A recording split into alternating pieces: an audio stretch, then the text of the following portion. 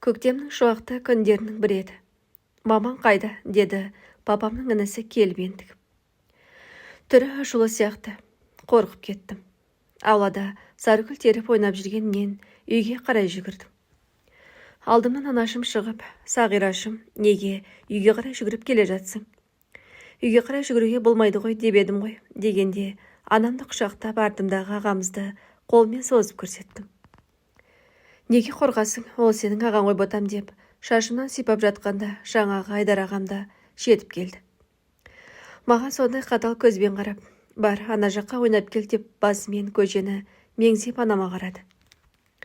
Сол кезде анам бір сұмдықтың болғанын сезгендей, менің көшеге ойнап келуімді өтінді.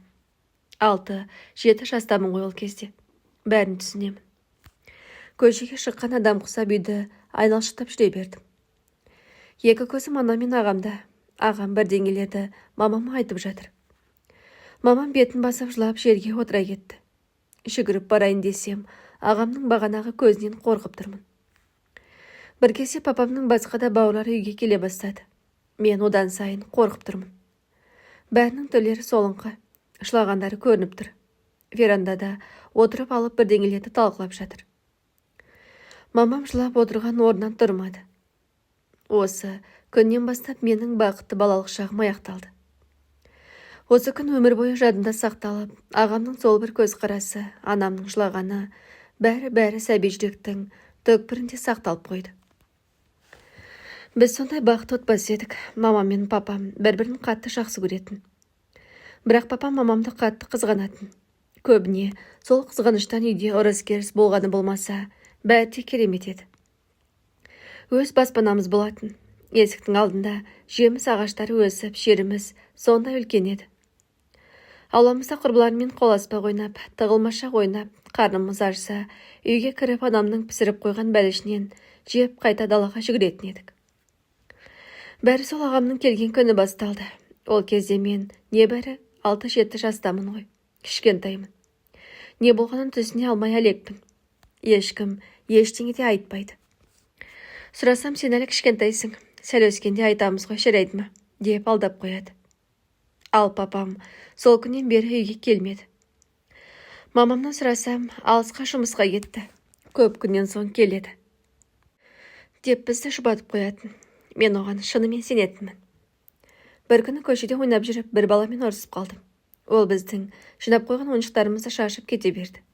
Содан мен оның арқасынан бір ұрып едім. Ол да менің басымнан бір ұрды. Өзіменен 1-2 жасқа үлкен болатын. Бір кезде папасы түрмешік. Мынаның папасы ұрлық істеп түрмеде жатыр. Оған жақындамаңдар, ол түремшіктің қызы, деп саусағын созып мені көрсетті. Бәрі маған үрпие қарады. Түрменің не екенін білмесем де, жақсы нәрсе емес екенін ұқтым сол кезде. Жалт бұрылып үйге қарай жүгірдім. Есіктен кіргеннен, мама, менің папам түрмеде ме, деп жылап тұрмын.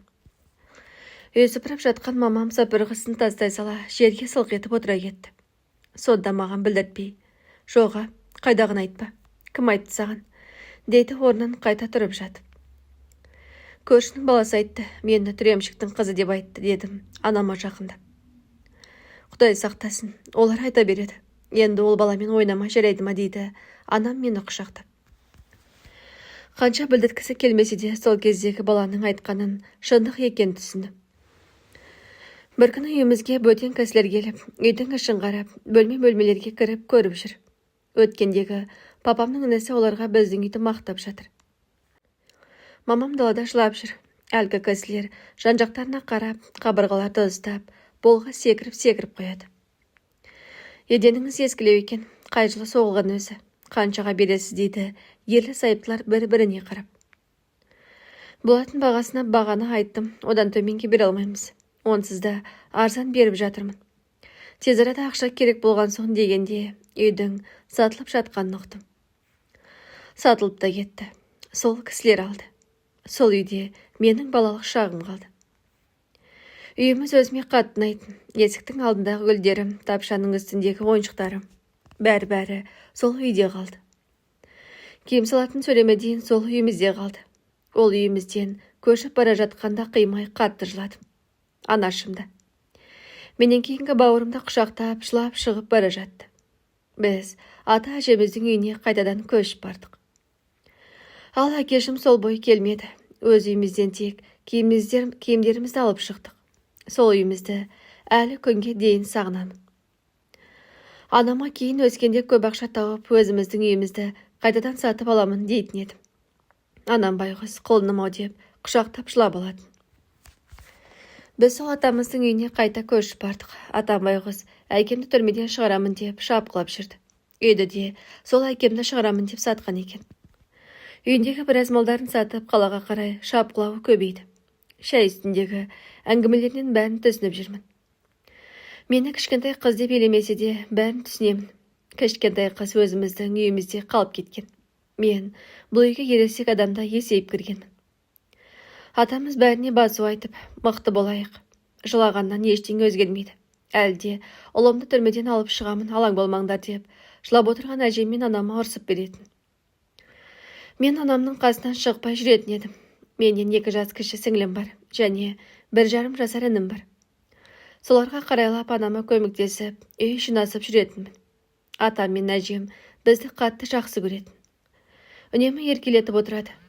Алайда бұл үй бізге жақсы болғанмен, анама жақсы болмады.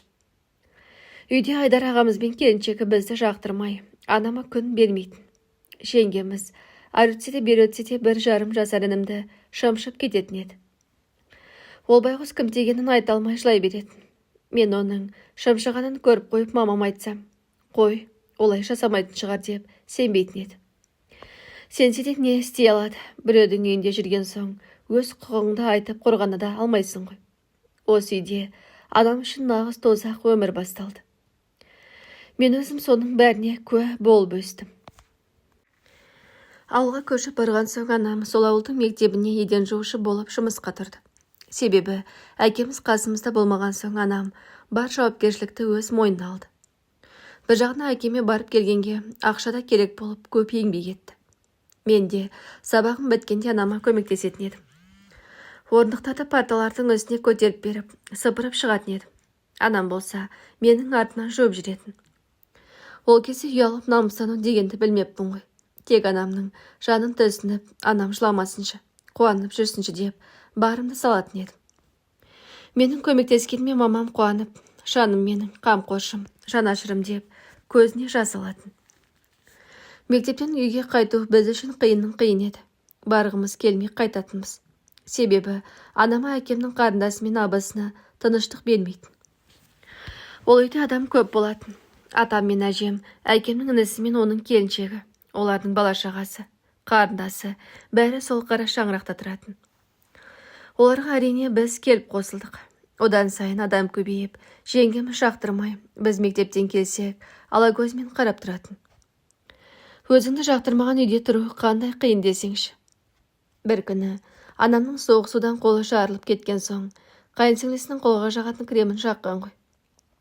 Ол шынданып түнде бөлмемізге кіріп келіп, себа менің кремімді жаққан, ит қаншық жәлеп, неге жағасың? Кім рұқсат берді саған деп інімді құшақтап жатқан анамды теуіп жатыр ғой. Біз сіңлім екеуміз арашылай алмаймыз. Өйткені бізді әбден оқып қорқытып қойған. Көрпемізді бүргенген күйі даусымызды шығармай жылап жатырмыз. Батылдығымыз баяғы сатқан үйде қалып кеткен секілді. Бұл үйде мүлдем басқа адам болып өзгеріп кеттік. Анамда тұйықталып, әркім бір ұрса берген соң жалтақ болып, өз-өзін қорғамай, үндемей жүре беретін. Үндемеген сайын әлгі қайынсіңлісі мен абысына көнбедмейтін. Атамыз да өте қатал кісі болды. Ол үйде әжем ғана мейірімдеді. Біздің сөзімізді әжеміз ғана сөйлейтін. Мен әжемнің ең сүйікті немересі едім. Соны үйдегі кіші келіні сезіп, мені жек көретін. Неге менің балаларымды солай жақсы көрмейді? Мен балаларымды төркінмен туып келіппін бе деп, ағама ұрсып жатқанын талай өзім өз құлағыммен естігенмін. Қысқасы бұл үйде әжемнен басқасының бәрі бізді жауындай көрді. Атамыз бізді жақсы көргенмен анама көп тиісетін. Үйтілігіне әжем емес адам тиісіп, сәбіз ашып отырса да, дұрыста баршы, жұқалап ашымайсың ба? Өзің ақшаң таппаған соң, жаның ашымайды да деп ұрсып кететін. Ал әжеміз адамнан қорқатын. Біздің сөзімізді сөйлесе таяқ жейтінін біліп үндемейтін.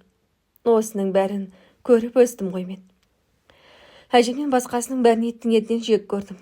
Әсіресе анамды тепкен әпкемді сондай қатты жек көріп кеттім. Сол анамды жатқан жерінен тепкен күннің ертесіне түнде залтамға кіріп, шифонердегі әпкемнің қымбат дубленкасы мен сумкасын қайшымен қиып тастап, азанда сабаққа кетіп қалдым. Кек алған түрім ғой.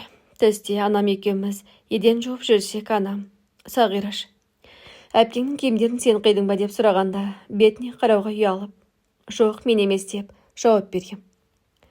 Анам байғұс мен екенімді сезсе де ұрыспай: «Шыныңды айтшы ботам, әпкең үйде шу шығарып жатыр. Қазір барсақ атаң екеумізге де ұрсатын шығар» деді анам жыламсырап. «Иә, мен кестім. Неге ол сізді деп еді? Жек көрем оны, бәрін жек көрем» деп айқайлап жылап жібердім. Анам: «Қой, олай деме, ол сенің бауырларың ғой. Папаң шықса, бәрі жақсы болады» деп мені құшақтады. Бірақ оның да денесі дірілдеп тұрғанын сездім мен. Жылағанын маған көрсетпесе де, іштей қиналып тұрғанын сездім. Кешке үйге анам екеуміз барғанда әпкем алдымнан шықты. Әбден жылап көзі ісіп кеткен. Маған бадырайып қарап, не дер екен дегендей тесіліп тұр. Бірақ үндемеді. Әжем сөйлесіп қойса керек, әйтеуір ешкім ештеңе демеді. Осылайша әжемнің үйінде қиын күндеріміз өтіп жатты. Бір күн тыныш өтсе, келесі күні айқай-шу болатын. Анам әкеме барайын десе, абысыны тамағын қызғанып жылынатын. «Неменеге бара бересің? Ол жақта да тамақ бар шығар. Соншама адам аш отырмайтын шығар» деп тамақ бермей қоятын кейде. Біреулерден қарыз алып жүріп, әкеме барып келетін. Арасында мені де апарып тұрды. Мен өзім папама барамын деп қоймаған соң ертіп апарды. Мен қайдан білейін ол жақтың жаман екенін. Қалаға барып әкем жатқан жерге жеткен соң, олар кіргізе қоймайды екен. Кешке дейін күтіп отырдық сыртта. Бір кезде кіргізді. Айнала темір есіктер. Тарс-тарс деп ашқаннан селк етіп мен деген. Қатты қорқып кеткенміз ол кезде. Көк краскамен краскіленген ауыр есіктерді ашып, бізді кіргізіп, тарс еткізіп, қайтадан жапқанда шығармай қоятындай қорқып кеткен едім. Анам құшақтаған соң ғана басылдым. Ішке кіргізген соң ұзын-ұзын столдар болады екен. Соған отырып күттік. Бір кезде әкем кіріп келе жатты. Қап-қара киінген, басында қара кепкісі бар. Асып кеткен сияқты. Бірінші мені көтеріп алып құшақтады. Сонда бір салқындық болды менде. Сағынып барған әкемді көргенде онша қуанбадым. Білмеймін, мүмкін киімнен қорықтым ба, әлде анамның көріп жүрген қиыншылығын әкемнен көрдім ба, өзім де білмеймін. Қазір ойлап қоямын да, сол кезде мені бекер түрмеге апарды деп. Сол көрініс мәңгілік жадымда сақталып қалды. Кішкентай қыз көретін жер емес екен ғой. Естеріңізде болсын, қандай жағдай болмасын, баланы түрмеге апармаңыздаршы. Ол балаға ауыр соққы болады екен. Содан бері мен әкеме алыспын. Қатты жақсы көрсем де, бір көрінбес қамал бар сияқты. Ойымдағыны әкеме жеткізе алмаймын. Мен сол үйде жүргенде қатты тұйықталып кеттім. Менің кіші сіңілім керісінше бұзық болып кетті. Ол сияқты бәрін боқтап, мектепте сыныптастарын ұрып, мұрнын қанатып, анам директордан талай ұрыс естіген. Қазір ойлап отырсам, ішіндегі өшпенділікті солай шығарған екен ғой. Үйде тиіскендерге жауап қайтара алмаған соң, бар ашуын мектепте көрсеткен екен. Ал мен керісінше ешкімге тиіспейтінмін. Ешкіммен сөйлеспей, өз алдыма бір әлем болып жүре беретінмін. Бар арманым, әкем амақтадан шықса екен. Бәріміз анау үйден құтылсақ екен деп армандайтын едім. Әкеміз үйленіп бөлек шыққан соң, жаман ортаға түсіп, ұрлық жасаған екен. Содан ұсталғанда жанындағылар қашып кетіп, бүкіл қылмысты әкемнің мойнына іле салған көрінеді. 5 жылға сотылған әкемді атам шапқылап жүріп шығара алмады. Бірақ 2 жылға азайтты. Содан 2 жылдан кейін әкем түрмеден шықты. Әкем абақтыдан шығып, бәріміз бір қуанып қалдық. Атам үлкен құдай тамақ жасады. Анам да қатты қуанып жүр. Бірақ мен әкеме жақындамай қашып жүрдім. Сөйлеуге ұялатын сияқтымын. Мені көтеріп құшақтаса, қолынан түскенше асығатын едім. Сол баяғы түрмеге барғанымның әсері болса керек. Әйтеуір салқынмын. Әлі де солай, өз ойымды жеткізе алмаймын. Бірдеңелер сұраса, я жоқ деумен ғана шектелем. Бәріміз топырлап қара шаңырақта тұрдық. Баяғы ұрыс керіс бұнымен тоқтамады. Әпкеміз анамды әкеме шағыстырып рұқсатынды шығарды. Анам жұмысқа кете салысымен әкемнің қасына отырып алып, біздің көзімізше анамды жамандайтын. Қатының салақ, қолынан түк келмейді. Тамағы дәмсіз, тез қимылдауды білмейді. Былжырап жүреді. Бірдеңе десең сөз қайтарады деп тұрып, өтірік айтқанда, өтірік айтпаңыз. Онда емес деп айқайлағым келетін. Бірақ қорқатынмын. Содан әкем абақтыдан шыққан соңда түзеле қоймады. Ішіп келіп анамды соққыға жығатын. Арасында мен ажыратамын деп мағанда қол-аяғы тиіп кететін. Әкемнің өзі қатты қызғаншақ болды. Мен жоқта не істедің? Кіммен жүрдің? Сен пәленкеспен жүріпсің ғой. Естім деп бас салып ұра беретін. Қызғануға себеп болмаса да өтірік қызғанып ұратын сол кезде. Мүмкін абақтыда жатқанда көрген азабын анама көрсеткісі келген шығар деп ойлаймын осы күндері. Өйткені себепсіз ұра беретін. Бірде тойға бардық. Сонда анамды бір кісі биге шақырып қоймады. Өзі ішіп алған екен. Анам шықпаймын десе де сүйрелеп. Өйткені менің анам өте сұлу болатын. Келін болып түскенде көбісі Мақпал Жүнісова ұқсайды екен. Томпақ әдемі екен деп таң қалған екен. Сол сұлулығы сор болып әкемнен көп таяқ жейтін. Ол кездің адамдары ішімдікке құмар еді ғой. Ал ішіп алған адам қайбір сау әңгіме айтсын. Әкеме бір досы, әйелің сұлу. Осындай сұлу әйелді қайдан тауып алдың деп айтқан үшінде анам өліп таяқ жеген еді. Сол тойдан шыққан кезде де көлікке отыра салып, анамды тоқпақтап жатыр ғой. Неге ол тек сені биге шақырады? Араларыңда не бар? Айт шыныңды деп тұрып ұрғанда мен анамның алдына шатып алдым. Көліктің тізгінінде отырған әкемнің інісі мізбақпай отыр ғой шіркін. Ажырату жоқ. Қойсаңдаршы дегеннен басқа еш әрекет жасамағанына ашуым келген. Ертесіне қолым ісіп кетіпті. Әкемнің соққысы тигенін ниет қызумен байқамаған сияқтымын. Ол кезде 3-ші сыныпқа барып қалғанмын ғой. Сол күні сабаққа бармадым. Қатты қорықсам керек. Қызуым көтеріліп қатты ауырдым. Анам қорқып кетті. Ол да жұмысқа бармай, қасында құрақ ұшып жүр. Ал әкем орнынан тұра салып түк болмағандай көшеге шығып кеткен болатын. Бір кезде далаға шыққым келді. Ол кезде әжетхана далада болатын еді ғой, алыста. Сол әжетханаға кетіп бара жатқанда жирен алып жатқан сияқты болды маған. Қорқып кеттім. Қолымды тіретін ештеңе таппай, екі қолымды екі жаққа созып жатқанымда ұшып бара жатқан сияқты сезімде болдым. Ары қарай есімді білмеймін. Оянсам, ауруханада жатыр екем. Жанымда анам мен әжем жылап отыр. Қолыма екпе салып тастаған. Өмірімде ауруханаға жатып көрмегенмен, қолымдағы уколды көріп, қорқып кеттім. Әжем шашымнан сипалап, қорықпа құлыным, бәрі дұрыс. Қазір үйге алып кетеміз. Мынадарың біткенше шыдай тұр, жарайды ма деп маңдайынан сүйді. Әже, мені тастап кетпеңші деймін егіліп. Жоқ, тастамаймыз. Сыртта папаң күтіп тұр. Қазір бәріміз көлікпен үйге қайтамыз деп. Әкемді айтқанда мен тағы да қорқып қалдырап кеттім. Өзіміз қайтайықшы, папам кете берсінші. Мен одан қорқамын деген сөзді әрең айттым. Жарайды, деп әжем сыртқа шығып кетті. Анам екеуміз қалдық. Анашым қартайып кеткен бе, бұрынғы томпайған бет жүзінен ештеңе де қалмапты. Жүзі солыңқы, екі беті салбырап, қабағында кірпігін басып салбырап тұр. Өздері қып-қызыл болып ауыр күрсінеді. Мұрны бітіп басылдап андасында тартып қояды. Маған бірдеңе десе жарылып кетеді, әрең шыдап отыр. Бір кезде дәрігер кіріп келді. Қолымдағы екпені алып, үйімізге қайта беруімізге болатынын айтты. Бірақ мен үйге қайтуға қуанбадым. Кісінің үйі болған соң барғым келмесе де амал жоқ, қайттық. Сол күннен бастап мен қайта-қайта талып қалатынды шығардым.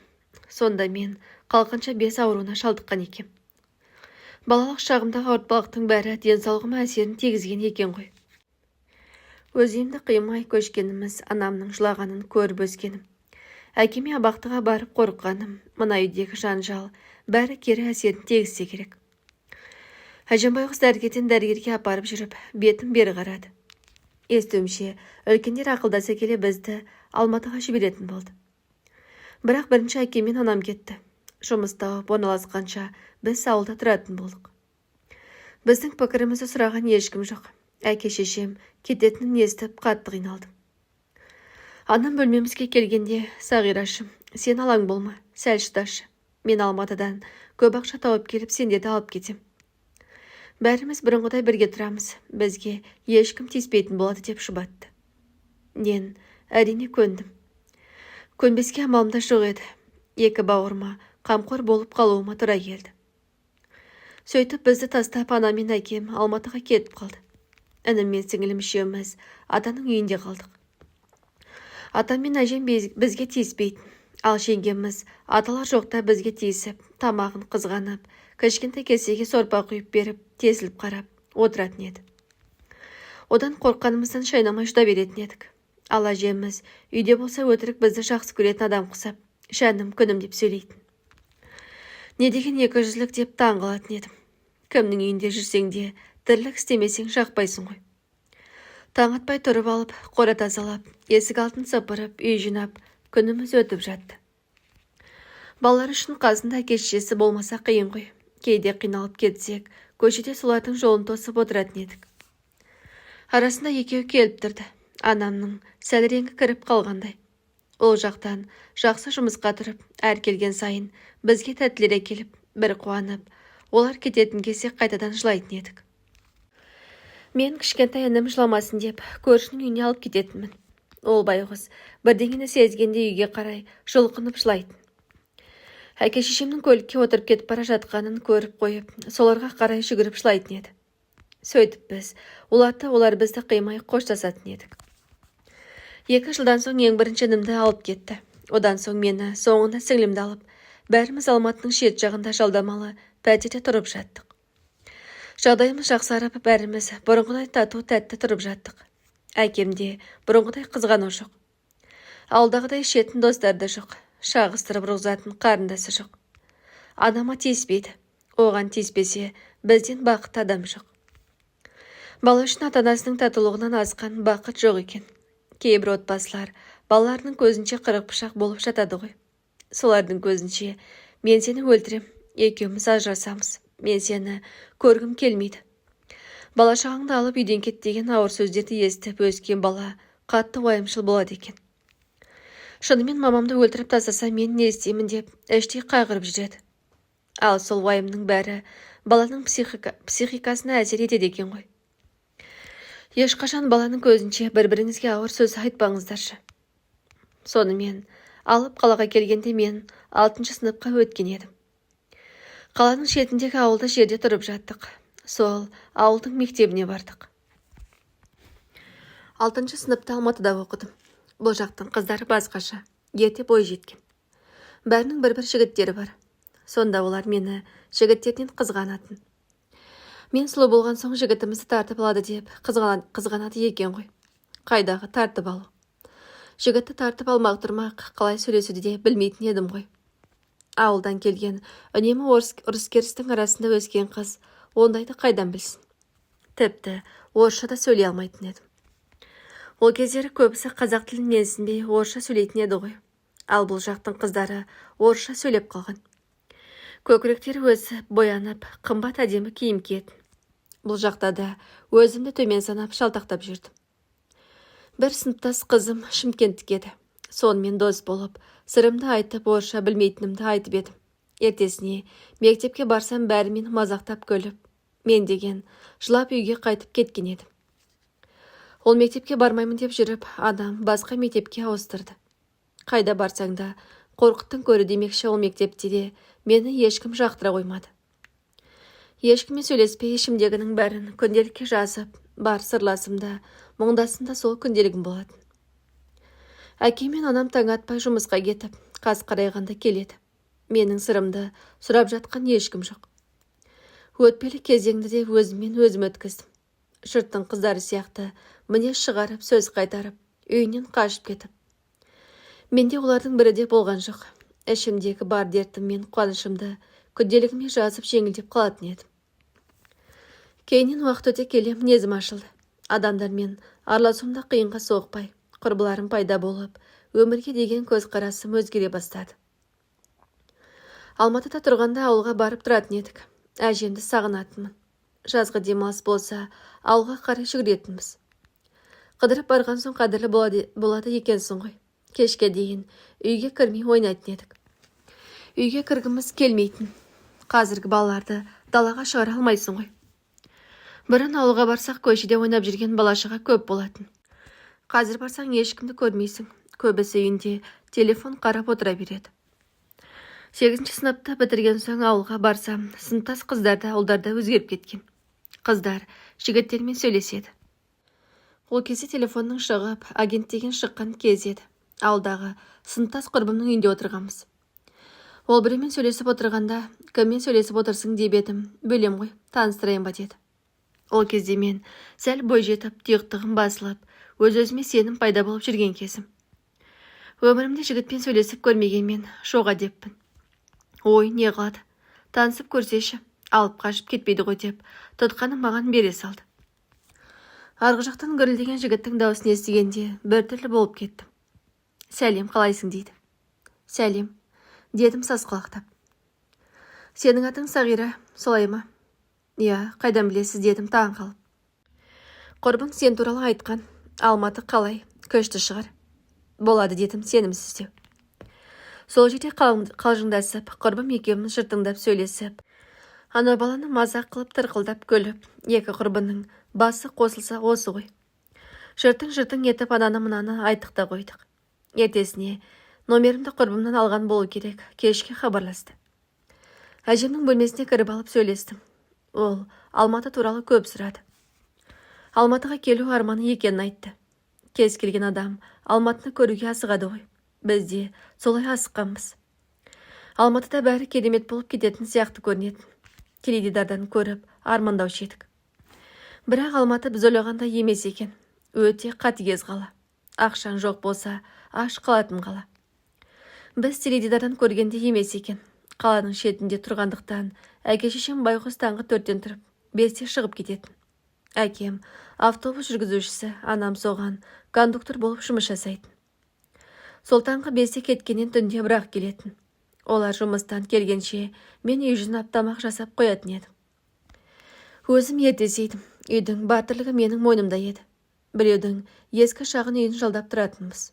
Онысы бірақ бөлме. Жазда қапырық болғанда демала алмай кететін едік. Терезесі күнге қарап қалған төбесі аласа кішкентай бір бөлмелі еді. Сол бөлмеде тамақ жасап, сабақ оқып, сол бөлмеде барлығымыз жерде жататын едік. Яғни, ас бөлмемізде, жатын бөлмеде, залда сол бір бөлме еді. Сабаққа барғанда киіміміз май сасып тұратын еді. Алматыға бара салып, үй аламыз деп ойлағанбыз ғой. Қайдағы? Тапқандары тамақ пен пәтердің ақшасынан артылмайтын. Сонымен, әлгі жігіттің есімі Нұржігіт екен. Барлығы оны Нурик деп атайды екен. Біздің ауылдан 2 ауыл ары тұратын көрінеді. Ол кезде мен 8 сыныпты бітіріп, жазғы демалысқа қыдырып барған болатынмын. Сонымен ол жігітпен танысып, телефон арқылы сөйлесіп жүрдік. Бұрын жігітпен сөйлесіп көрмегенмен бауыр басып қалғандай болдым. Хабарласпай қалса іздеп, телефоныма қайта-қайта қарап, өзім түсінбейтін біртүрлі сезімде жүрдім. Нурик басынан өткендерін айтып, мен де өз басымнан өткенімді айтып, бір-бірімізден жасыратын сырда қалмады. Оның анасы жақында қайтыс болған екен. Анасы туралы айтқанда жылап қалатын. Оған қосылып мен де жылайтын едім. Сабақта отырғанда соны ойлап анасы жоқ екені есіме түссе, көзіме жас келіп қалатын. Өйткені анам жырақта жүргенде қандай қиын болатынын көрдім ғой. Ол менен 2 жас үлкен екен. Күндіз-түні телефонмен сөйлесіп жүрдік. Кейде таңға дейін сөйлесіп сабаққа кешігіп қалатын едім. Сонымен қысқы демалыс басталды. Ауылға бардым. Сол кезде кездесеміз деп шештік. Ол біздің ауылға қыдырып келетін болды. Мен әжемнен құрбымның үйіне барып келемін деп сұранып кеттім. Барсам Нурик сол үйде жүр екен. Таныстық. Түрі өзіме онша қатты ұнамады. Шашы өсіп кеткен, тістері қасқырдың тісі сияқты ақсиып қалған. Күлсе біртүрлі көрінеді екен. Маған тура қарай алмай, көздерін тайдырып, басқа жаққа қарайтын. Бірақ мені ішкі түйсігім маза бермеді. Жүрегім қаламай тұрса да, көңіліне қарап сөйлесе бердім. Ауылда жүргенде құрбымның үйіне қайта-қайта барып, Нұрге екеуміз ұзағынан әңгімелесіп, ойнап күліп жүрдік. Бір күні құрбымның үйінде ешкім болмады. Мамалары алысқа тойға кетіп, әпкесі қалаға кеткен болатын. Құрбым қорқамын деп мені атамнан сұрап алды. Тағы бір сыныптасымыз бар, төртеуміз әңгімелесіп отырдық. Біз үш қыз бір бөлмеге, Нұрик бір бөлмеге жатты. Құрбыларым ұйықтап қалған соң екеуміз екі бөлмеде жатып, телефонмен сөйлесіп жаттық. Бір кезде қасыма келіп жатшы деп өтінді. Мен болсам, қойшы, қорқамын деймін. Қорықпа, мен саған тиіспеймін ғой. Егер екеуміз үйленіп жатсақ, мен сені ауылыма қыздай апарғым келеді деген соң, жанына барып жаттым. Екеуміз құшақтасып жатқаннан арыға бармадық. Біраз әңгімелесіп, ұйқымыз келген соң мен өз орныма барып жатып ұйықтап кеттік. Ол кезде енді 9-шы сыныпта бітірген болатынмын. Сол күннен бастап екеуміз қыз бен жігіт болып жүре бастадық. Мен Алматыда, ол Шымкентте. Демалыс сайын Шымкентке қарай жүгірем. Құрбымның үйіне көп барғыштап кеттім. Ол 9-дан соң колледжге түсіп, қалада қыздармен бірге тұратын болды. Сол квартирасына барып, мына жақтан жігітім келіп, екеуміз саябақта қыдырып жүретін едік. Арасында менің туған күнім болып, ол маған ұялы телефон әбергеніне риза болып жүре бердім. Алматыға келсем де екеуміз үнемі телефонмен сөйлесіп, бірге ұйықтап, бірге тұрып жүрдік. Яғни, ұйықтағанша телефонды өшірмей, таңертең ояна сала бір-бірімізге хабарласып, ұзақ сөйлесетін едік. Уақыт өте келе ол мінез шығара бастады. Телефон көтермей қалсам, маған ұрсып, дікеңдеп, болмайтын нәрседен қызғанып, арасында боқтатта жіберетін еді. Оның қызғанғанына мен мәз болып, мені шын сүйеді екен ғой деп ойлайтын едім. Кейін қызғанғанның көкесін көрсетті ғой. Алыста болса да еш жаққа жібермей, мен ақымақ қыздармен кафеге баратын болсам, содан сұранып, ол кісі болып жібермей, сол бармайсың десе бармай қоя салатын едім. Мен ақымақ сол мінезін көрсеткеннен ара қатынасымызды үзуім керек еді. Көзім соқыр болып, құлағым саңырау адамда ештеңені көрмей, ешкімді естімей қалдым. Әйтпесем екеуміз жүретінімізді естігендер. Ойбай, ол баланың мінезі жаман. Әкесі алқаш. Анасының түбіне жеткен сол әкесі ғой деп айтқандарға да құлағы аспаған едім. Біреу бірдеңе десе, біздің махаббатымызды көре алмай жатыр деп ойлайтынмын. Екеумізді ажырату үшін өтірік айтып жатыр деп ойладым. Әттең, сол кезде жақындарымның жан айқайын тыңдасам ше. Мен 10-шы сыныпты бітірген соң ұбт-ға оңай түсу үшін ауылда оқитын болдым. Ол кезде ауылда оқитындарға квота болатын. Бір жаққа ауылға оқитыныма қуанып жүрмін. Жігітімнің қасына жүретініме мәзбін. Ол да қуанып жүр. Алайда мен ауылға келген соң ол Алматыға келуіне тура келді. Өйткені тұрақты жұмысы болмаған соң, нағашы әпкем оған жақсы жұмыс тауып, жанына шақырып алды. Ол кісі үлкен базарда ет сататын. Соған жүк тасушы керек болып, жақсы төлеймін деген соң келіскен екен. Сонымен ол Алматыда, мен ауылда жүрсек те телефонмен сөйлесіп жүрдік. Ауылдағылардың бәрі біліп алған екен. Мамам да әпкелерім бәрі естіп қойыпты. Папамның басқасының бәрі біледі. Нағашы әпшемде екеу бір-біріне жақын жүрмесін деп әдейі Нұрикті шақырып алған екен. Оны танитындардың бәрі екеумізге қарсы болды. Олар қарсы болған сайын біз бір-бірімізге жақындай түстік. Нұрикті жамандағандардың бәрін өзіме жау көрдім. Бір ұрысып, бір татуласып, өміріміз өтіп жатты. 11-ші сыныпты бітіруге жақын қалып, ұбт-ға дайындала бастадым. Арманым мұғалім болу. Сабаққа дайындаламын деп, телефонды өшіріп тастасам, 1000 рет хабарласады екен бұл. Қосқан кесе шынданып боқтайды. Сабаққа дайындалуым керек, ойым бөлінбесін деп өшірдім десем түсінбейді. Сондай мінезін көріп тұрып, қалайша бұл адаммен сөйлесіп жүрдім деп, жыным келеді ғой. Қазір ойлап отырып қарасам. Өткендегі екеуміз бірге жатқанымызды 2-ші сыныптасым жеңгесіне айтып қойыпты. Олар ұйықтап қалды ма десем, қоқыс ұйықтамаған екен. Жеңгесі басқа абысындарын айтқан. Айналып келіп менің мамама жетеді ғой ол сөз. Мамам алдын онша мән бермей жүрген. Енді мына сөзден кейін шынымен уайымдап өзімнен сұрайды. Мен шындықты айттым. Арамызда ештеңе болған жоқ. Тек құшақтасып жаттық дедім. Анам маған сеніп, әлгі сөз таратқан әйелге барып, обата тапсырайын деп отырған баланы сөз қылуыңды тоқтат. Шындықты білмей тұрып, қалайша әңгіме қыласыңдар деп түсіндіріп айтыпты.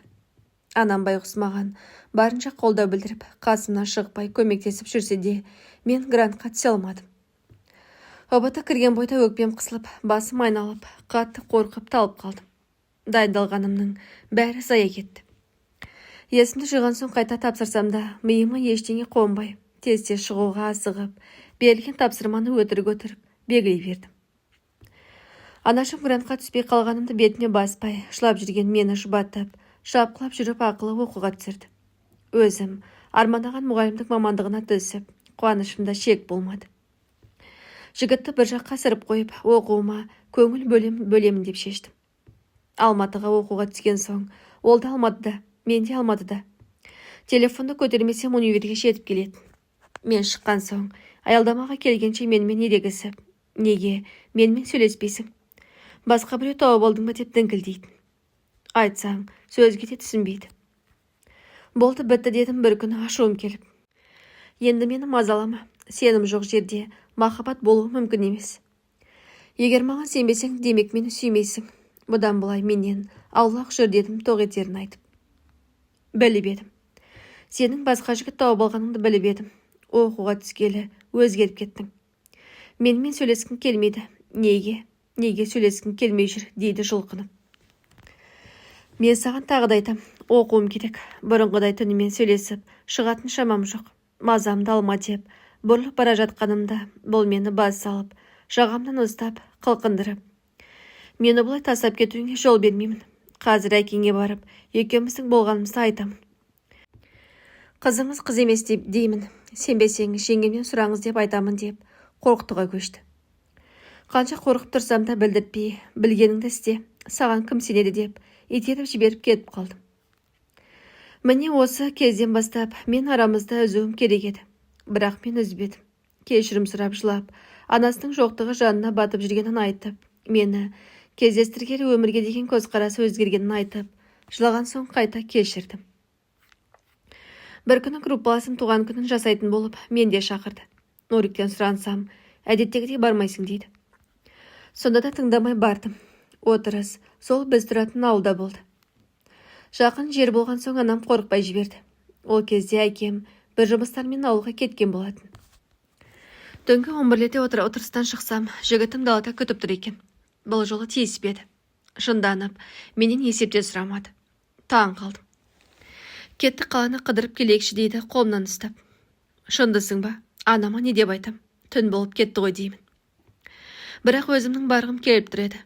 Түнде Алматыны қыдырып көрмеппін. Мамаңа хабарласып, құрбымның үйінде отыра тұрамын десеңші дегенде, мен анама хабарласып, алғаш рет өтірік айттым. Құрбым, жалғыз өзі қорқамын деп жатыр. Мамалары келгенше қасында отыра тұрайыншы. Папасы келген соң мені үйге апарып тастайды ғой деп, анамды алдағанымда, анам байғыз шынымен сенді маған. Келісті. Мен қуанып кеттім. Екеуміз таксиге отырып, қалаға тартып кеттік. Қыдырдық. Оның жинап жүрген ақшасы бар екен. Түнгі Алматыны көрдік.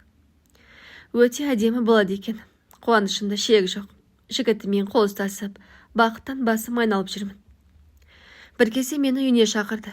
Бұл жүк тасушы балалармен бірге тұратын. Олар ауылына кетіп, қалған соң бір өзі қалған екен. Көнбесіме қоймай үйіне алып келді. 1 сағат отырамыз да шығамыз деді. Екеуміз құшақтасып отырып әңгімелесекші дейді. Мен ақымақ көндім. Бір жағы жігітіме сендім. Екеуміз үйленетін болсақ, сені босағама қыздай апарамын деп айтқаны есіме түсіп сендім. Бірақ үйіне барған соң басым айналып, сезімге беріліп, пәктігімнен айырылдым. Осылайша 2011 жылдары 1-ші курста оқып жүргенде оңбай шоқ басып, қыздығымнан айырылдым. Солтана Нуриктің қасында қонып қалып, анама құрбымның қасында жатырмын деп тағалдадым. Өкініп жылағанмен пайда жоқ. Ешкімге айтпай, ешкімге білдірмей, өз қайғымды өзім жұтып, іштей күйзеліп жүрдім. Қыздығымды алған соң ол мені тіптен егеленіп алды. Әр қадамымды бақылап, сабақтан шыққанда хабарласып, автобусға мінсемде, төсемде есеп беріп отырдым. Етекірім кешігіп 2 ай келмей жүрді. 3-ші айда құрбыма айтып едім. Ол ұрсып жүріп тесті әкеліп берді. Тексерсек 2 сызық шығып тұр. Қорқып кеттім. Бітті мен дедім. Папам мені өлтіреді, мамамды да өлтіретін шығар деп шылаймын. Өйткені әкем бір көтерілсе жаман болатын. Ал анам өте момын жан. Мені түнде келмей қалғанда да жаман ештеңе ойламаған ғой. Алғашқы түннен кейінде пәтеріне 2 рет барып қонып қалғаным бар. Сонда анамның баяғы ет сататын сіңлісі келіп қалып мені сұраған. Құрбысының үйіне кетті деген анама ұрсыпты. Тез арада маған хабарласқан. Мен көтермегем. Құрбыма хабарласа мені ұйықтап қалды деген. Тез оятып, тұтқаны бер дегенде не дерін білмей, тұтқаны өшіре салған. Есіңізде болсын, ешқашан бойжеткен қызды бөтен үйге қондырмаңыз. Тіпті туысыңыздың үйі болса да. Өйткені жастықтың буы ақылды жеңіп кетуі мүмкін. Содан ертесіне үйге келген соң әпкем мен анам әбден ұрысты. Бірақ мен мойындамадым. Анам мені жамандыққа қимады. Әпкеме, менің қызым мені алдамайды. Мен қызыма сенемін дегенде жерге кіретін тесік таппадым. Аяғым ауыр екенін білгенде тіптен жынданып кете жаздадым. Естерімді білмей жігітіме хабарластым. Ол болса мәз, балаға қуанып жатқан жоқ, мені қармағына түсіргенін емес. Енді үйленбесек болмайды дейді жылаңдап. Ал менің бұған тегім келмейді. Оңбай алданғанымды білдім. Құрбым үшеуміз УЗИге түстік. 3 айлық ұл бала деп шынысына дейін айтып берді. Нориктің екесі 2 құлағында. Ал мен не үшін жылағанымды өзімде білмеймін. Қуанып па, әлде қорқып па. Сыртқа шыққан соң ойласа келе, ет сататын нағашы әпкеме хабарластық. Ол ауылға қыдырып кеткен екен. Норик хабарласып, қалайсыз, қашан қайтасыз деді. Ертең қайтам, не болды, тыныштық па деді, әпкем бірдеңені сезгендей. Жоқ, сөйлесу керек еді деді, жігітім сасқалақтап. Қанша айлық болып қалыпты деді әпкем бірден. Біз айтпай-ақ біліп қойды. Ертесіне келе салып үшеуміз кафеде кездестік. Болар іс болды, қатты ұрысты. Содан бұл мәселенің шешімін табуды ойластырдық. Ешкімге айтпай қызды алып қашасың. Өйткені баланы алдыруға болмайды. Біріншіден үлкейіп қалған. Екіншіден бірінші баланы алдыртса, өмір бойы бала тумай қалуы мүмкін дегенде мен қорқып кеттім. Өйткені күйеуге тиюге дайын емес едім. Бір жағынан жігітім мені шексіз сүйеді деген сенімділік болды. 2 қабат қылып алмай тастап келсе не істер едім деп жақсылыққа жорып отырдым.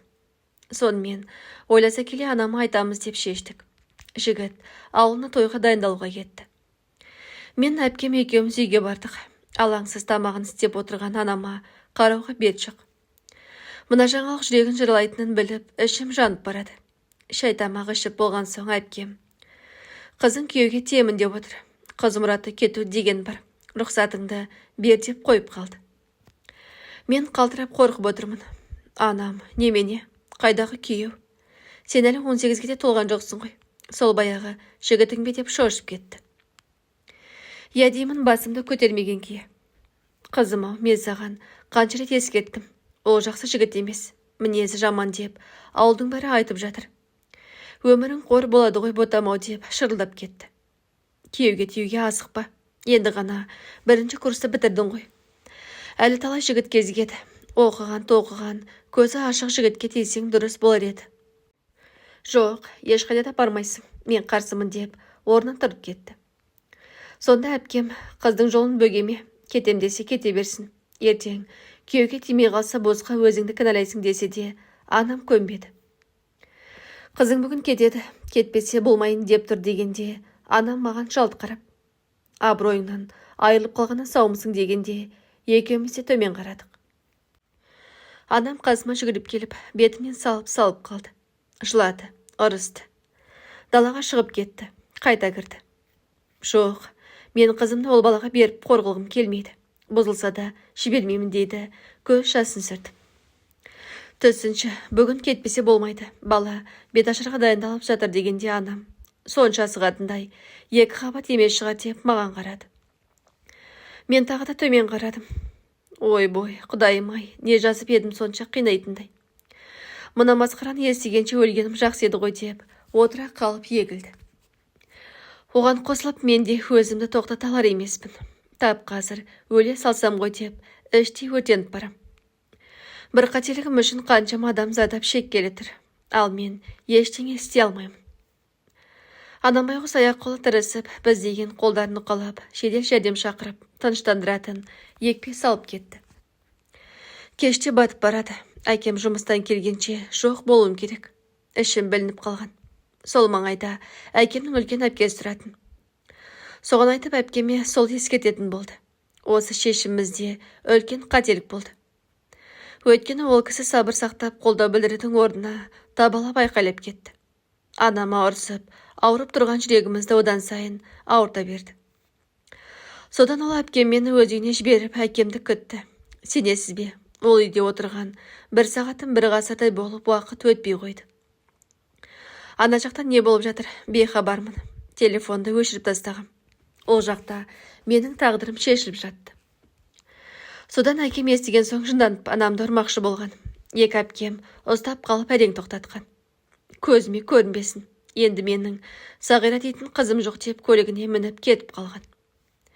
Мені қайтадан шақырып алып, нағашы әпкем Шымкентке автобусқа салып жіберетін болып жолға шықтық. Түнгі 11-лерде жүретін автобусқа салып жіберді. Таңертең жігітім мен үш досымен Шымкенттен күтіп алды. Көлікке отырып, музыканы бақытып қойып кетіп барамыз. Жолда бір кафеге кіріп тамақтанып алдық. Сол кафеде отырғанда нағашы әпкем WhatsAppқа шықты. Папаң кешірді, сені қайтсын деп жатыр деді. Сен ол балаға шыққың келмей отыр ғой, білемін. Кеш болмай тұрғанда осы жерден тоқтат. Қазір кафедегі әжетханаға барамын деп қашып кет дейді. Не істерімді білмеймін. Мына жігітті жақсы көремін бе, әлде тек аяушылық сезім бе, өзім де білмеймін. Бір жағы жақсы да көретін сияқтымын. Телефонда боқтап балағаттаған есіме түссе, жек көретін сияқтымын. Өз сезімімді өзім түсінбей дал болдым. Үйге қайта барсам, әкемнің бетіне қалай қарайым? Қарным шермейіп, әкемнің алдында қалай жүрем? Менің қарнымды көрген сайын қара жерге кіріп кететін шығар. Жоқ, қайтпаймын. Неде болса пешенемдегіні көрермін. Кеше кетіп бара жатқанда анам құшақтап, бақытты бол қызым. Өзің таңдаған адамыңа кетіп барасың, бірақ ертең маған жылап келуші болма деп шығарып салған. Өлсем де үйге қайтып бармаймын. Мына жақта әпкем тоқтамай жазып жатыр. Ақмақ болма, әкең балаңды өзім асырап аламын деп жатыр. Тек сені ол үйге бармасыншы деп жатыр. Не істейсің, не шештің дегенде мен. Артқа шегінерге жол жоқ деп бір ауыз сөз жазып жібердім. Қазір папаң звондайды, телефонды көтер, сенімен сөйлескісі келеді деді. Окей дедім. Артынша әкем хабарласты. Сыртқа шығып тұтқаны көтердім. Алло, дейді әкем. Даусы қарлығып дірілдеп тұр. Әбден жылаған сияқты. Қызым, кері қайтшы. Сен әлі жап-жассың ғой. Ол отбасыны мен жақсы білем. Ол үйде сен қор боласың дейді. Папа, кешірші мені. Мен сізді жерге қараттым. Кешір алсаң кешірші. Бірақ мен қайтпаймын деп едім. Папам ашуланып айқайлап кетті. Тұтқаны қоя салдым. Егіліп жылап тұрмын. Нұрик жүгіріп келіп, не болды деп құшақтады. Папамен сөйлестім дедім. Ол мені құшақтаған күйі көлікке отырғызып ауылға қарай тарттық. Ауылға жақындағанда көлікті бепілдетіп, аулаға кіріп бардық. Мен де қосыла түспекші едім. Сен отыра бер, қазір әйелдер өздері түсіріп алады деді. Баламын ғой сонда, осы үйге қонаққа келгенде сезімде отырмын. Бір кезде ақ орамал жауып үйге кіргізді. Бір бөлмеде орамал жамылып мен отырмын. Жанымда балашаға отырып алған. Бетіме үңіліп қарап қояды. Біздің женше әдемі екен дейді бірі екіншісіне. Қане деп орамалдың астынан үңіліп қарайды. Далада беташарға қызу дайындық жүріп жатыр. Бір кезде бөлмеге біреу кіріп келді. Мен осы үйдің адамы екенде басымды көтермей отыра бердім. Орамалды басынан жұлып алды. Шалт қарасам, папамның інісі, ағам. Қолымнан ұстап, жүр кеттік деп сүйреле жөнелді. Үлкендер араға түсіп әп-сәтте у-шу басталып кетті. Ағам ешкімге көнбей мені алып кетпекші. Сабырға шақырып жатқан адамдарға қарап жатқан ол жоқ. Менің қасыма жетіп келіп, сенің кесірінен адам апамды ұрып тастады. Соны білесің бе сен? папаңның қандай жағдайда екенін білесің бе деп жұлқылайды. Сонда әлгі әкемнің қарындасы ауылдағыларға хабарласып, бәрін айтып қойған екен. Мен өз еркіммен келдім. Ешқайда кетпемін деп едім, мойнымнан ұстап көтеріп алып, қылқындырып жатыр ғой. Әйтеуір үлкендер араға түсіп ажыратып алды. Сонымен мен тағы да бір мүмкіндікті жіберіп, осы жерде қалып кеттім. Ағаларым жынданып кетіп қалды. Содан беташар болып, некемізді қиды. Молда, бақырген не сұрайсың дегенде, мені бақытты етсе болды деп едім. Бәрекелді деп, молда риза болды. Сонда мен тек бақытты болсақ екен деп армандадым. Мамамдарды шылатып кеттім ғой. Енді бақытты болғанымды көріп қуанса екен деп армандадым. Бірақ жар таңдаудан оңбай қателескенімді бір аптадан кейін көрсетті ғой. Жамандық көрсем өзімнен, жақсылық көрсем өзімнен дегендей, басымнан өткен қиыншылықтың бәріне тек өзім кінәлімін. Тағдырды өз қолымыздан жасап алады екенбіз ғой. Білмеймін, мүмкін әкем мейірімін көрмей өскен соңда осылай тез алданып қалған шығармын. Әкем мені қалай жақсы көретінін сол кетіп бара жатқанда ғана білдім. Бұрын менімен сырласып еркелеткен емес. Жағдайымды сұрап, маған не керек, не ұнайды, сұрамаған. Қыз болсын, ұл болсын, әкенің мейірімі мен тәрбиесі керек екен ғой. Егер мен әкеме еркелеп, мені жақсы көретінін біліп, еркін өскенімде, мына жігіттің жаным күнім дегеніне еріп кетпес пе едім. Әкемді де кінәламаймын. Мен кішкентай кезден абақтыға түсті. Одан шыққан соң Алматыға жұмысқа тұрып бас көтермей еңбек етті. Қараңғыда кетіп, қараңғыда келіп, сүріне құлап ұйықтайтын. Жоқшылықтан ғой. Қайтсек жақсы өмір сүреміз деп жанталасты. Жағдайлары сәлде болса жақсарып, қуықтай бір бөлмеден 3 бөлмелі жағдай жасалған көп қабатты үйге көштік. Бірақ біздің тәрбиемізді өткізіп алды. Жоқшылықтан қашамыз деп біздің балалық шағымыз өз алдымызға өсіп кеткенін білмей қалды. Маған не ұнайтынын, менің не қалайтынымды сұраған емес. Бізде әкеліп берген киімін кимеймін деп жұлынбай, жағдайға қарап кие беретін едік. Екі размер үлкен болса да жеңін қайырып киіп кете беретінбіз. Кейбіреулер перзенті дүниеге әкелген соң өзімен өзі өседі деп немқұрайлы қарайды ғой. Ол дұрыс емес екен. Бала өскен кезде де құндақтағы бала сияқты мәпелеп, еркелетіп, арасында қысып алып тәрбиелеу керек. Мысалы, құндақтағы балаға қарамасаңыз, памперсін ауыстырмасаңыз не болады? Бала өскен соң да солай ғой. Дер кезінде қарап, көңіл бөліп, ойыншық әперіп қуантып, отбасымен қыдырып, бақытты балалық шақ сыйласақ, баланың болашағы да жарқын болады екен. Барлық нәрсе балалық шаққа келіп тіреледі екен ғой. Қазір мен 32 жастамын. Осы жасқа келсем де 50 жастағы әйел сияқты көп нәрсені түсіндім. Шындыққа тура қарауды үйрендім. Өз-өзімді қорғап үйрендім. Біреу үшін өмір сүрудің дұрыс емес екенін ұқтым.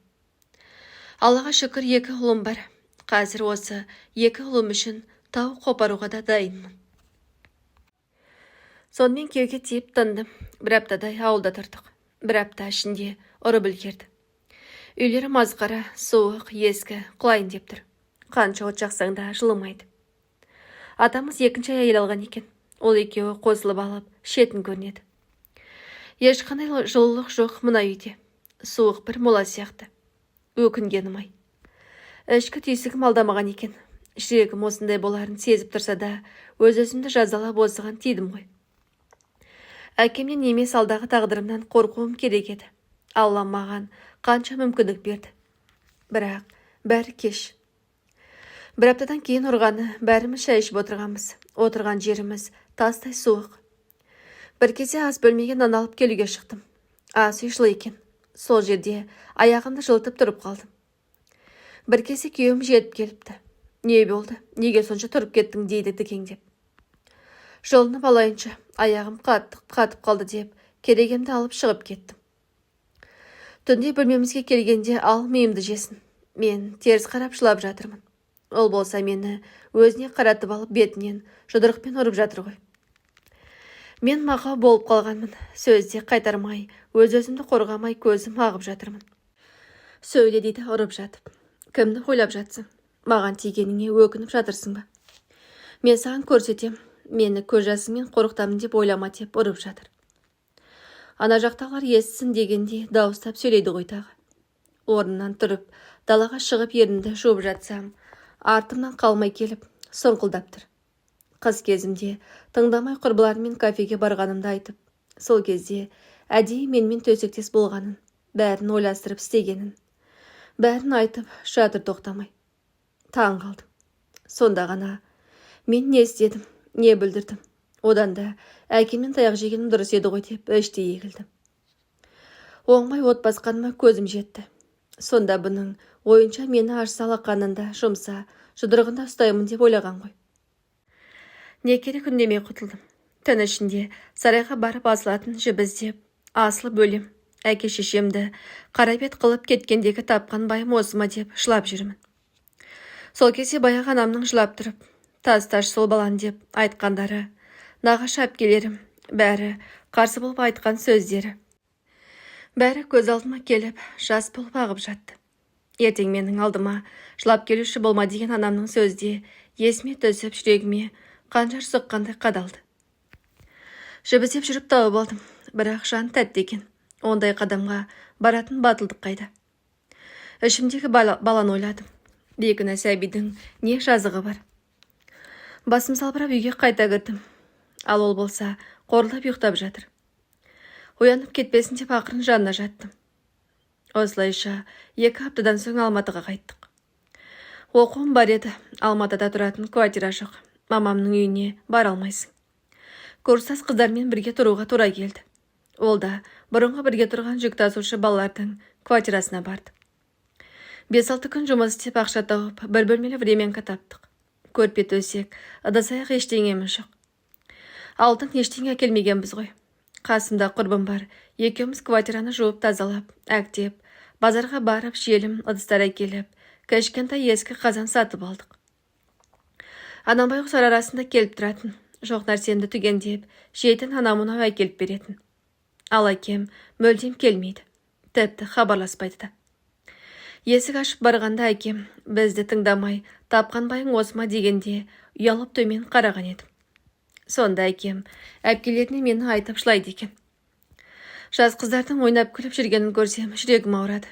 Менің қызымда осылай жарқырап жүрсе болмас беді дейтін көрінеді. Мені тұңғыш қыз ретінде қатты жақсы көрсе де, сыр білдірмей өзіме айтқан емес. Мен әкемнің мені жақсы көретінін кеткен соң ғана білдім. Сонда іштей жақсы көрген екен ғой. Қызым, мен сені қатты жақсы көремін деп айту соншалықты қиын болғаны ма? Егер сол сөзді бала кезімде жиі айтқанда, мен жолықты сырттан іздемейтін едім ғой. Естеріңізде болсын. Баланы жақсы көретініңізді жиі айтып тұрыңыз. Тек сөзбен емес, ізіңізбен де жақсы көретініңізді дәлелдеңіз. Әкемнің Алматыдағы әпкесі той жасағанда бәріміз барғанбыз. Сол кезде атам бәрінің көзінше әкеңді жылатып, тастап кеткендегі тапқан байың осы ма дегенде жерге кіріп кете жаздадым. Әкеммен баратын болған соң тойға келмепті. Мен де кішкене отырып әкемнің үйіне бардым. Келсем, кішкене ішіп алыпты.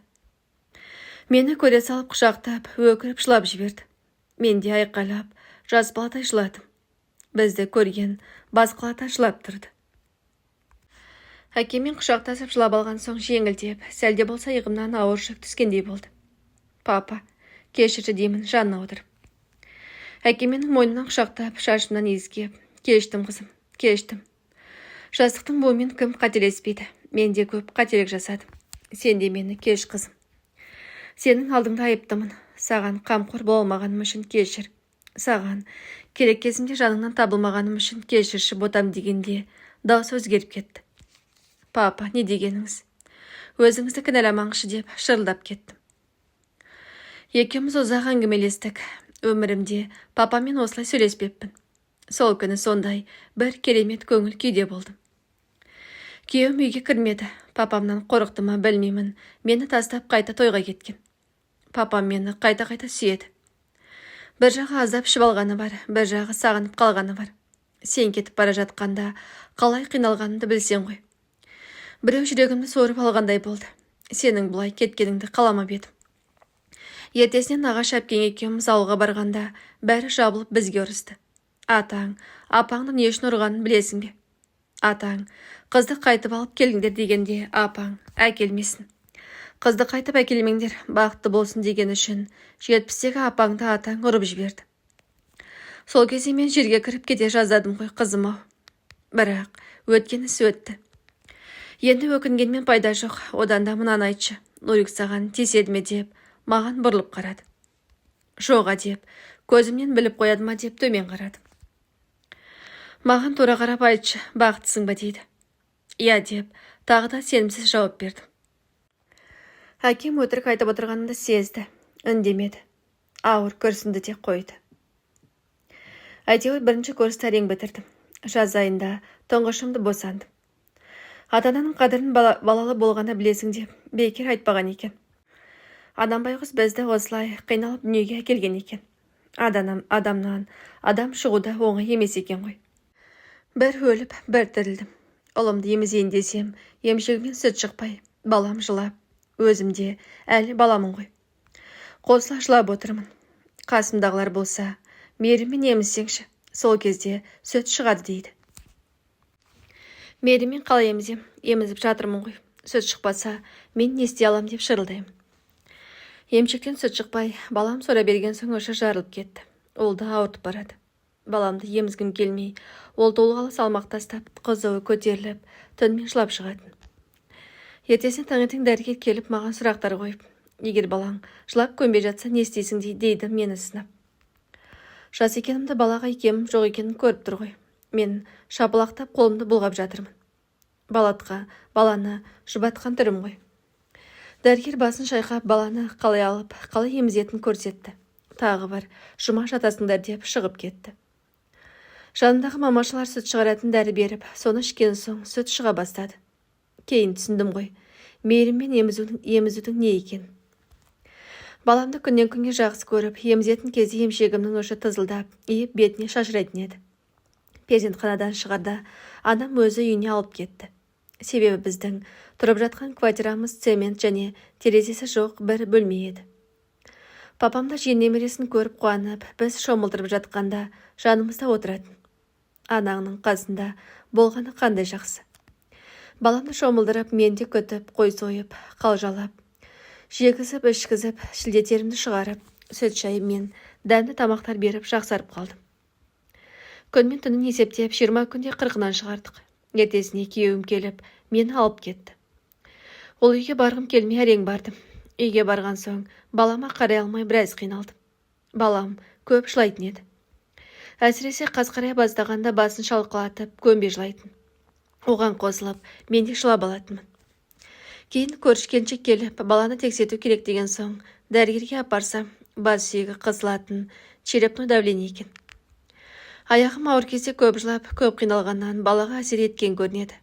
Анама айтып, ол мені алып кетуге келгенде, күйеуім жібермей, неге бізге тыныштық бермейсіз, менің отбасымда не жұмыстарыңыз бар деп, есіктің алдында тұрып алған ғой. Анам түсіндіріп айтып жатса да түсінбейді. Баланы емдетейік. Кішкентай кезінен емдетсе тез жазылып кетеді ғой. Кішкене мойны қатқанша біздің қасымызда болсын деп, әрең дегенде алып кетті. Ақыл дәрігерге апарып, басын түсіріп, тиісті дәрі-дәрмегін, екпелерін сатып, алып, анамның үйіне қайттық. Шүкір, әке-шешемнің арқасында ұлымды уақытылы емдетіп, жақсы болып қалды. Оқудан 1 жылдық демалыс алып баламен үйде отырдым. Сол кезде байқадым, күйеуім ақшаға қатты екен. Жүк тасып, тауып келген ақшасын маған көрсетпей тығып кетеді. Үйде отырған мен анамын жегім келіп, бала емізген соң қарның ашып, шөлдей береді екенсің ғой. Бір күні қатты шөлдеп кеткен соң ақшасын тауып алып, дүкенге барып су алып ішкем. Жаз айы болатын, қоқтай бір бөлмеде қапырық, өліп кете жаздайсың. Кешке жұмыстан келгенде ақшасынан 5 теңге алынғанын көріп шынданып айқайлап, неге менің рұқсатымсыз ақшаға тиісесің? Саған кім рұқсат берді деп айқайлайды ғой. Шөлдеп кеткен соң алдым десем, үйде отырып алып, менің тапқан ақшамды құртып деп, жағымнан салып қалды. Ұйықтап жатқан балам шош боянып, шырылдап жылап жатыр. Балама қарай бара жатсам, тоқта, қайда барасың? Мен әлі сөйлеп біткен жоқпын дейді өзінше батырсынып. Бала жылап жатыр, естімей тұрсың ба десем, жылай берсін. Бала болған соң жылайды да, тұрып мына жерде, Бері кел дедім саған деп, даусын жуандатып айқайлайды. Не деген мейірімсіз адамсың деп іштей ашуым келетін. Осындай күндеріміз өте көп болды. Қайсы бірін айта берейін, қаншама рет таяқ жедім. Түн ортасында мені оятып алып тұрғызып қоятын күндер де болды. Ол ұйықтап қалғанда жайлап жатсам оянып кетіп, тұр, мен саған жат деген жоқпын, тұр деймін деп жұлқылап оятып алатын. Осының біреуінде әке-шешеме айтпадым. Бір күні қатты шектен шыққанда баламның ғана киімдерін алып, анамның үйіне кетіп қалдым. Телефонды өшіріп тастадым. Бір жұма жүрдім сол жерде. Рахат. Анамның қасынан кеткім келмейді. Күйеуім іздеп келуге беті жоқ. Әкемнен қорқады. Бірақ мен оның жасаған қатыгездігін ешкімге айтпадым. Анама да. Қыдырып келген адам құсап, күйеуім ауылға кеткен. Мен осында бола тұр деп айтты деймін анама. Бірақ ана жүректі алдау мүмкін бе? Анам сезді. Ол кезде балам 6 айлық болатын. Бір жұма өткен соң анам жайлап сұрады. Қызым, не болды? Шындықты айтшы. Нурик не істеді саған? Сен жайдан жай жүрген жоқсың ғой. Мұғайып жүргеніңді көзіңнен көріп жүрмін. Менен ештеңе жасырмай айтшы қызым дегенде шыдамай жылап жібердім. Анамды құшақтап ұзақ жыладым. Мама, мен оны көргім келмейді деймін егіліп. Түрін көрсем жиіркенем, өз-өзімді қинап жүрмін. Сіздерді қара бет қылып кеткенім үшін өзімді осылай жазалап жүрмін. Бірақ бұдан әрі шыдай алмаймын, мама, мен ол адамнан құтқарыңызшы деп өкіріп жыладым. Бәрін айтып бердім. Үйленгенімізге бір апта болмай ернімді қанатып ұрғанын, түнде мазақ қылып, тұрғызып қоятынын, ақша бермей, аш қалдыратынын, бәрін айттым. Анам байқұс шырылдап кетті. Папам мен ұйықтап қалғанда кеш келген екен. Мамам бәрін айтып беріпті. Ертесіне папам жұмысқа бармай күйеуімді шақырды. Түсте басы салбырап келіп тұр. Үйдегі герой Нуриктің жұрнағы да қалмаған. Жауынның астында қалған мысықтай солыңқы түрімен есіктен кіріп табалдырықта тұр. Кіруге қорқып. Әкем жағасынан бас салып тұмсығынан бір ұрып еді, мұрттай ұшты. Бар айтқаны, кешіріңізші, енді қайталанбайды. Енді ұрмаймын деп жалынып жатыр. Мына көріністі көріп, одан сайын жиіркеніп кеттім. Бұл тек маған ғана әлі келеді екен ғой. Неткен әлсіз адам еді. Сонымен ажырасамыз деп жүргенде екіншіме аяғым ауыр екенін білдім. Ол кезде күйеуім қайта хабарласып жалынып кешірім сұрап, жылап аяушылық сезімімді оятқысы келіп, барын салып жүрген. Анама айтып едім, Алла тағалам екеуінің ажырасуына қарсы шығар. Мүмкін әлі де адам болып кетер деп, әкем екеуі қимай қайтадан күйеуіме жіберді. Әкемде күйеуімді шақырып алып, енді қайталанса айтпады деме. Менің қызымды тепкен мына аяғыңды сындырып, ұрған мына қолыңды жұлып алам. Қызым енді тисе маған айт деп нақтылап жіберді. Барғым келмесе де амал жоқ қайтып келдім. Адамның өзгеремін деген ниеті болмаса, өзгере алмайды екен ғой. Бір ай болмай қайта әуеніне басты. Ұрмаса да сұңқылдап миымды жеп, таңертең тұрса, көрпесін сілкіп, ашып, мені шошытып білген істеді. Сол болмайтын нәрсеге бола әлгі іздеп, сұйық тамақ жасасаң, неге қою тамақ жасамайсың? Сұйық тамақтан тез қарным ашып кетеді деп, қою тамақ жасасаң, неге сұйық тамақ жасамайсың? Қою тамақтан ішім жүрмей жатыр деп, әйтеуір ұрысыз деп, мен тағып отыратын еді. Бір күні қатты ұрысып қалып, бұл мені жұдырықпен бір ұрған ғой, ұшып түстім. Сонда менің жүйкем сыр беріп, пышаққа қалай жүгіргенімді білмей қалдым. Ол кезде жатақхана сияқты квартирада тұрғанбыз. Ас үй мен әжетхана 5-6 квартираға ортақ еді. Ұзын дәліз болатын. Содан жүгіріп барып, ас үйдегі дәу пышақты алып, Нурикке қарай жүгіріп бара жатқанымды көрші бала көріп қалып, үйге кіріп бара жатқан жермен ұстап алған. Бар ойым күйеуімді пышақтап өлтіре салу еді. Арпалысып жүріп, қолымдағы пышақты тартып алды. Өзінің қолында кесіп алыпты. Мен отыра қалып қолдарым тартылып, тістерім сақырлап, әлгі жігіттің әйелі суға келсе іше алмай, тісім стақанға сақ-сақ етіп дейіп, олар қолымда ұқалап әлек. Күйеуім түк болмағандай далаға шығып кете салды. Көрші әйел жынданып, көріп тұрып кетіп қалғаны несі оңбаған деп бұрқылдап жүр. Ата-анаңның үйіне бір қашып барсаң үйреніп алады екенсің. Тағы үйге бардым. Ол кезде оқуымның демалысы бітіп, жалғастыруым керек болды. Күйеуіме айтсам, оқымай-ақ қой. Бәріп жұмыс істетпеймін саған дейтін. Бұдан қайран жоқ екенін біліп, баламды анама қалдырып оқуға шықтым. Екіншіме, аяғым ауыр болса да оқып жүріп, арасында жұмыс жасап, 1-2 сағат дәріхананы жуып, кешке тағы бір шаштаразды жуып кетіп, 2000 теңге тауып, балама йогурт, памперс пен тәттілер алып қайтатын едім. Сонымен барып келіп жүріп, екінші баламды аман-есен босанып алдым. Ол кезде бір базарда істейтін тәтенің үйіндегі времянкаға көшіп барғанбыз. Ол тәте өте жақсы кісі еді. Өздері 2 қабатты үй соғып, мен солардың жұмысшыларына тамақ істеп, үйін жинап, өздеріне де тамақ істеп қойып, жақсы тұратын едік. Ішіп жеміміз сол үйден шығып, жұмысшыларға тамақ жасағаныма бөлек төлеп, жақсарып қалдық. Нұрик сол тәтеден аяқ тартатын, даусы шығып, маған тиісіп жатса тәтем жетіп келетін. Ол кісі бізге өте көп жақсылық жасады. Ол кісіге Алла разы болсын. Негізі, күйеуімнің балалық шағда қиын болған екен. Ауылдағы апалардың айту бойынша, бұл 1,5 жасында анасы әкесімен ұрсып қалып, 3 ай төркініне кетіп қалған көрінеді.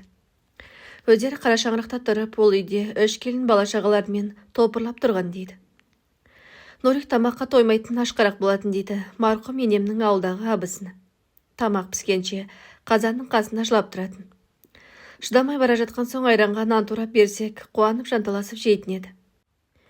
Қолдаяққа тұрмаған соң, атам оның аяғына жіп байлап тапшанға арқандап қоятын. Сол жерде жылап-жылап, ұйықтап қалатын еді. Шайдан кейін анасы келіп, күйеуі екеуі тағы да баласын тастап тауға мал бағуға кетіп қалды. Әке шешеден мейірім көрмеді байғұс бала. Әркімнің түртпектеумен өсіп, кекшіл болатын. Анасы келген күні ісініп, қотырып, бізді шешеден боқтап теуіп кететін. Ал анасы кетсе, басы салбырап жәутеңдеп қалатын еді. Мектепте уақытылы барып, сабақ оқыған бала емес. Жігіт болғанша, әркімнен таяқ жеп, бұзық болған үшін талай жазаланған бала деп айтқанда таң қалатынмын. Сол кезде балалық шағындағы алған соққыларының кесірінен осындай қатыгез болған екен ғой деп ойлайтынмын. Сонымен, екінші балам жасына толмай ажырасып тындық. Менің нақты шешімім осы болды. Өйткені бұл адам болудың орнына құмар ойынға кіріп, жұмысынан да шығып, кері қарай кетіп бара жатты. Дүниеде адамның айтқанына көнбейтін, өркөкіректіктен жаман нәрсе жоқ екен ғой. Өзі білмейді, білгенің тілін алмайды. Баламның ақшасына дейін ойынға салып жіберген соң, бұдан ары күресудің пайдасы жоқ екенін ұқтым. Әке шешемде сыртқа тепкен жоқ, оқуымды аяқтауыма көмектесіп, қазір Аллаға шүкір, өз мамандығым бойынша жұмысымды жасап, нанымды жеп отырған жайым бар. Әке шешеме, әсіресе анама алғысым шексіз. Өзінде жетпей жатса да, кредит алып оқуыма төлеп аяқтатты. Өмірімнің соңына дейін анашыма қарыздар болып өтем. Әр айлық алған сайын анама сыйлық әпергім келіп тұрады. Ал Нұрик болса жасқысы келмей, неше түрлі айла тауып, неше түрлі қойылым қойып, әртіс болса да мен қайтпадым. Біресе жылап, біресе күліп, жалынып, қорқытып, үркітіп, неше түрлі нәрсені көрсетсе де мен сенбедім. Өйткені мен бұрынғы сенгіш Сағира емес едім. Енді бұрынғы аңқау қыз жоқ. Алдарыңызда ес тоқтатқан ересек әйел, балажан ана, өз мамандығын сүйетін еңбекқор мұғалім отыр. Өткенмен көз жүгіртсем ақымақ болған екем. Бірақ мен өткеніммен емес, болашақпен өмір сүргім келеді. Болашаққа деген арманым мен үміттерім аз емес. Алла қаласа, ұлдарымды жетілдіріп, білім беріп, келін түсіріп, қадірлі ана болғым келеді. Қазір ұлдарымен әке шешемнің үйіндеміз. Сіңілім тұрмысқа шығып, інім Кореяда жұмыс жасайды. Отбасы банкке ақша құйып жатқаныма 1 жылдан асты. Алла қаласа, өз баспанамызда болып, бақытты ғұмыр кеше берейік.